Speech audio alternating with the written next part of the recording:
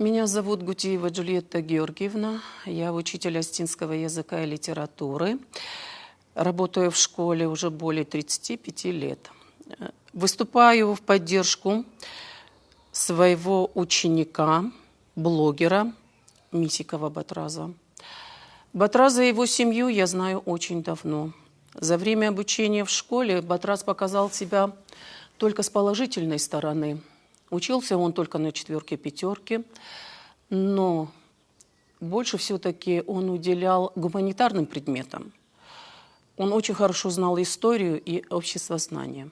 Батраз очень любит свою маленькую Осетию, любит свой народ, любит свой язык. Я вела осетинский язык, и предмет ТКО – это традиция, культура и обычаи осетин. И всегда на уроках он с любовью рассказывал о своем народе,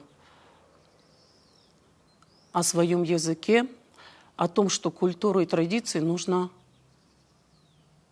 сохранять. И мне очень приятно, что Батраз как бы даже продолжил мое дело. Он стал работать на благо своей маленькой Осетии, на благо общества. И поэтому я очень горжусь своим учеником.